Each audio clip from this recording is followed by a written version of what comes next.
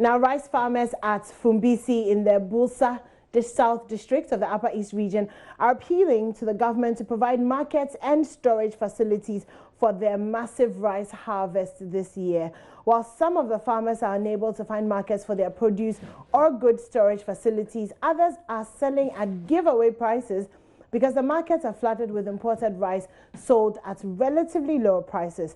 When the Ghana News Agency visited the farms, it's observed that the farmers had harvested and bagged about 60,000 maxi bags of rice left in the open because of lack of storage facilities and readily available markets. I've been joined in the studio by the head of programs and advocacy at the Peasant Farmers Association, Mr. Charles Nyaba. He is also a farmer, and I also have a journalist, Eva Abotika, in the studio. She has visited some of these farms and can give us some independent views on the situation. But before we get into the conversation, listen to the Regional Director of Agriculture. It is. The ministry has taken steps to do that one.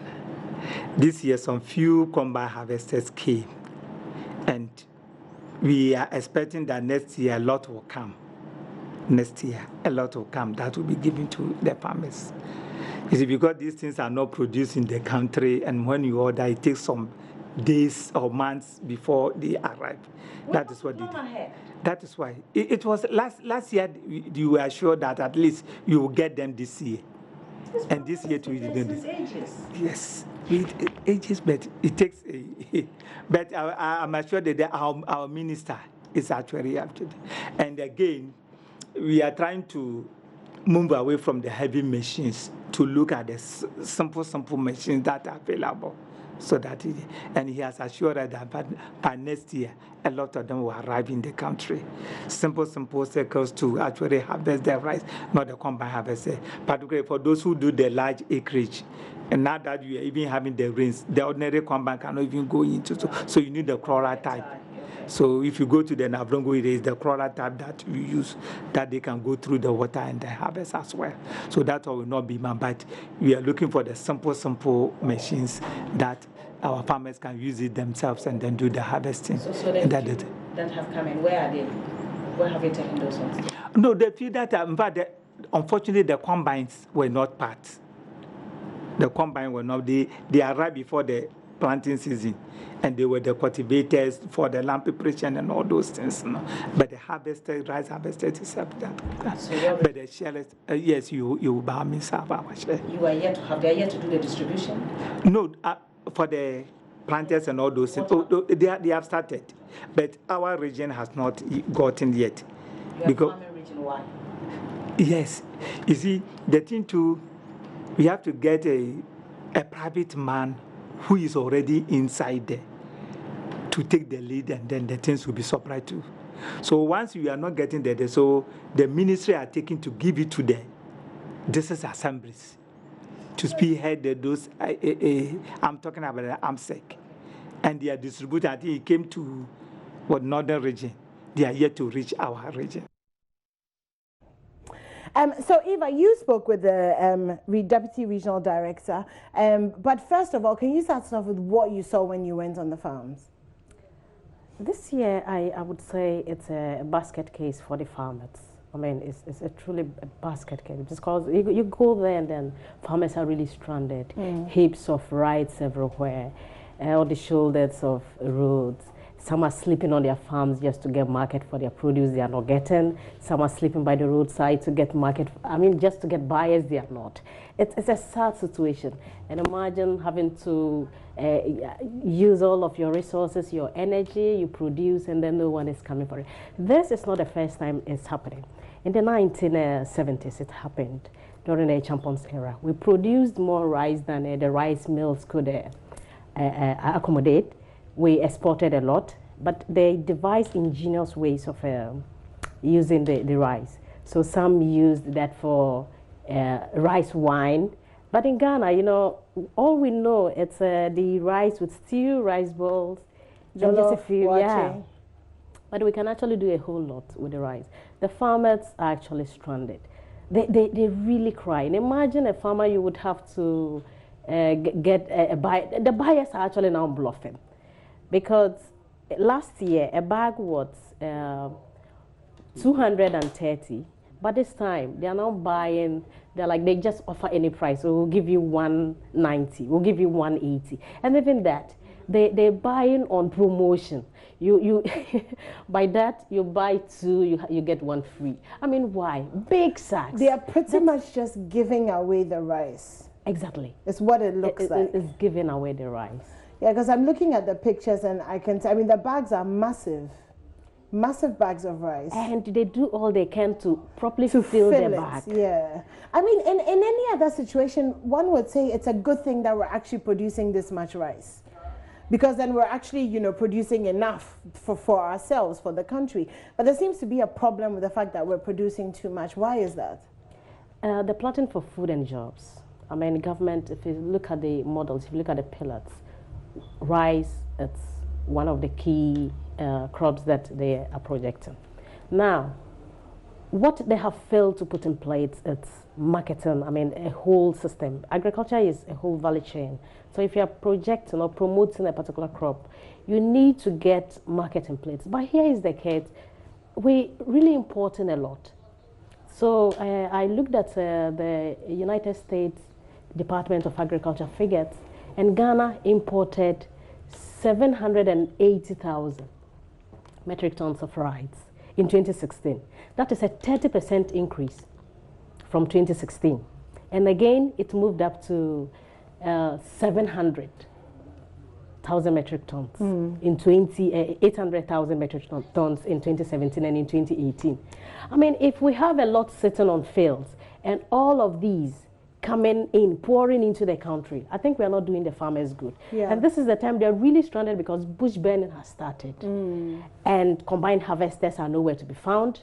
So I spoke to a farmer who told me that, madam, from where he stands now, all is to just let fire come and harvest the produce for him, because there's virtually nothing he can do. That he can do. No storage facilities.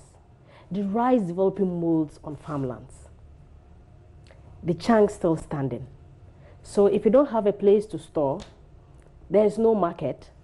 I mean, you wouldn't, I'm not sure the farmer would be that comfortable going through hell to get a combined harvester, come harvest, wouldn't have anywhere to keep, wouldn't have market. I'm not sure. So they simply said, okay, then we'll have to just leave it, because you harvest, you can't store, you won't get market. So why do you have to incur additional debts too? Exactly. But Charles, let me come to you for a second. So apparently this is not happening just in the Upper East region. It's actually happening across the country. Can you bring us up to date on what's actually going on across the country? Thank you so much for the opportunity. You know, in Ghana, we have 6 regions being massive rice growing area. Where we saw is the type of rice that is grown, we call it upland rice. It's not grown on irrigation. There are valleys that we grow in there. The same area, when you go, we have different valleys. Now, what we are seeing is just small. When you go to northern region, we talk of places like Gusiegu, Karaga, you go to Nasia alone, you see the quantum of rice that is grown there. Yesterday, I had a number of calls. I should say the situation here is even a little bit better, because some of the farmers here are getting combined harvesters to harvest their rice. And the problem now has to do with marketing for those who have been able to harvest. Gusiegu, Karaga, Nasia yesterday, the calls that I was getting, they were not even getting combined harvesters. And very soon, for the northern sector, now that the Harmattan is setting in, very soon the bushfires will come. And those farmers are likely to lose their rice to the bushfire, just like Eva said. Now, when you come to Volta region, we also have major rice growing area. If you take Jasikan, Hohoi, you go to Nkwanta, you come to Ketu, they also produce a lot of rice. In this area, it's only Ketu North that they have irrigation, which is they produce both dry and then the rainy season. You come to Greater Accra, you go to Esachore, Ashama, they also produce a lot of rice. We go to Western region, Sefi area, they produce, even people are now cutting their cocoa trees to use to farm rice. Wow. So it means that we have potential to actually make Ghana rice exporting nation. Now, what we've not been able to do as a nation is that our focus, not only the MPP government, but the past government, has been to always support farmers with inputs to produce. If I say input to produce, is fertilizer and seed. But I think that is just a small part of the problem in rice production. Rice production is a whole chain. And what other countries like Thailand, Indonesia, China, India did for their rice sector to grow well is to make sure that the other part of the chain is properly addressed. After production, what we need to put in place is to have harvesting facilities ready, combined harvesters, that can harvest the rice and winnow it. When that is done, the feeder rows leading the farms to the nearest storage places need to be looked at. All that is not done. Storage facilities. Last year, government promised to construct 30 warehouses in these areas. So far, according to the ministry, only 6 have been able to complete. And each warehouse takes 1,000 tons. I'm telling you, 2 farmers can grow and fill one warehouse. Wow. So these 6 warehouses, and it's not in one area, it's spread across the country. How many bags of rice can it contain? Now, after that, when you are even able to address the issue of storage, we're now talking about processing it.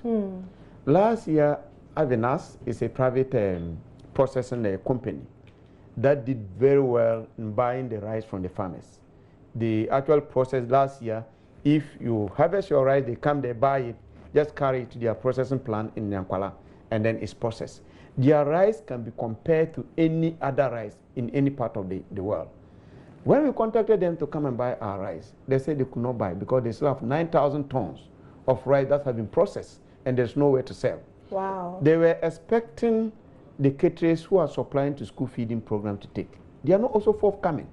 I tried to do my personal interrogation to find out why the caterers are not taking. And we realized that the caterers even prefer to buy the imported rice, but because they are mandated to buy the local rice, they pour it in local sacks, the sacks, so that when they are doing monitoring, you come to see, you think it's local rice, but it's imported rice. So I think we haven't really done much in addressing other chain in the rice production, apart from the production. Just a quick question. What's the main reason that, for example, with these caterers, that stops them from using the local rice? Is it because of the taste? Is it because of the consistency when you cook it? Why exactly would they, swap the local rice for the foreign rice, especially the state institutions which are mandated to buy the local rice? For some of us, when we were growing up, local rice was a delicacy. We only get a local rice during Christmas and special occasions. So I don't want to go by the argument that the taste is not good. But from what they said was that those who cook, the cooks said it's very difficult to cook the local rice. Is it? That is what they said. I'm not a caterer, so I'm not able to tell. Okay. But in my home, my wife cooks local rice. And the taste to me, I even prefer it to the imported rice. It's perfect. If you ever ate rice that is processed by Avenas, you understand what I'm telling you. I think the problem has to do with enforcement of laws. Because Which seems to be a national problem concerning everything. Yes, but if you have a country that we want to develop this country beyond aid, I think this is a low-hanging fruit. Because in other places, you need to make conscious efforts to increase production. In this case, business people and farmers, smallholder farmers, both women and men, are willing to do the production. So what government only need to do is to focus on providing incentives, not necessarily even putting much resources, create the environment for private people to want to go into processing of rice, to want to go into harvesting, buying combined harvesters, and harvesting for smallholder farmers. Right. If that is done, and then government institutions that actually do bulk purchasing, like prisons, school feeding program, military, and what have you, You just have to come out with a government white paper that look, from now onwards, don't buy any imported rice for your people. When you do that, we take it from there, and I think Eva, let me come to you with that same issue about why the mandated institutions, or those who are supposed to be buying this rice, are swerving the rice, sort of. The rice, the quality, it's good. Good to me, because when you cook, you do rice balls with the local rice, it can stay for 4 good days. Nothing happens to it. You do watch it with it. Excellent. But you see, I think from the colonial era, we developed this appetite for the foreign rice, this imported rice. And we've since not been able to correct that. That is where the whole problem is. But there's nothing with the taste. Okay. I really just wanted to understand exactly what the problem was, and I think that you've answered it adequately. So I'll move on to the financial losses that we stand if we are not able to rectify this problem. How much are we losing? I can just give you an estimate of what myself and the other members of peasant farmers have put on the plot where we are farming. We have 500 acres, myself and our group, that we did there. To plow an acre and then harrow, it will take 200 Ghana cedis. Before you plow, you would have gone to clear the land. We buy seeds. So 200 cedis per acre? Per acre. So that's times 500. Yes. We buy seeds, and the government subsidized seeds was 80 cedis for the mini bags. We need about 4 of that for an acre. And then we buy fertilizer, 3 bags. The subsidized fertilizer, the 15 was 75 Ghana cedis. And the sulfate of ammonia is 70 cedis. So you put the two together, 145 Ghana cedis. After that, you need labor to go and do the broadcasting of the fertilizer. You need to go and control the weeds by spraying by the weedicides. Then the combined harvester to harvest 1 acre is 400 Ghana cedis, just 1 acre. So 1 acre, 400 Ghana cedis. You need to also have labor who will go and spread the rice to dry, and then women will come to do further winnowing.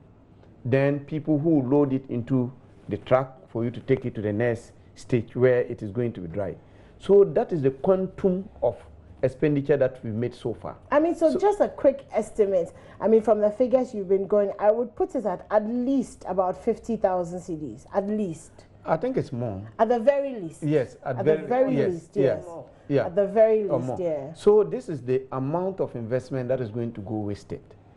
You know, and I have difficulty in actually pardoning government when the regional director was saying that they plan for this combined harvesters to come, but they haven't come to the region. You see, in 2018, government promised that by 2023, Ghana were going to be self-sufficient in rice production, and that we're going to stop rice importation.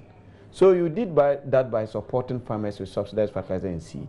So you should expect that productivity will increase. So what you need to do first is, if productivity increase, what are you going to do with excess production? You have to make provision in the area of warehouses, how this rice will be harvested, and how it will be marketed. All that is not done. Until we started doing this campaign, then the National Food Buffer Stock said they were going to refer to monitor to see the situation. Yet they don't have single storage facility or warehouse. So even if you go there and monitor, what are they going to do? We scout the whole area to see whether we'll be able to access Ghana Commodity Exchange warehouses. I actually spoke to them. But Ghana Commodity said they've not even been licensed to buy rice. Right. So for now, what they buy is maize and soya and other crops and sorghum. So we wanted to use their drying floor to dry some of this. And they said because they haven't been licensed, they could not guarantee that because they'll have problem with those who license them. So they are planning to now launch their rice program in this December. But my concern is that they have only one warehouse around Sandoma when you are going to Fumbisi. And just like I said earlier on, that warehouse is not enough for even 5 farmers. Yes. I remember I spoke with the minister on the infrastructure for poverty. Minister for Agriculture? The Upper East Regional Minister. Okay. The infrastructure for poverty eradication program, and we're supposed to, they're building warehouses in selected areas across the country. So the Upper East region, they received 9, but the minister said they are at various levels of completion. Others are at 90%, but now the immediate need of the farmers, that is what, because 90%, when will the 10% be done so that they can immediately start? We actually have that sound from the regional minister, so let's take a listen to what was actually said. Well, yeah. So because we have that much, you are aware that we are building, warehouses. In fact, the minister mentioned the warehouses. Yes, we have 9 of them currently ongoing in the region. The only thing is that we haven't completed them yet. What this means for us as a government is push hard, and finish this. Even if we finish these 9 warehouses, that is, each warehouse takes 1,000 metric tons.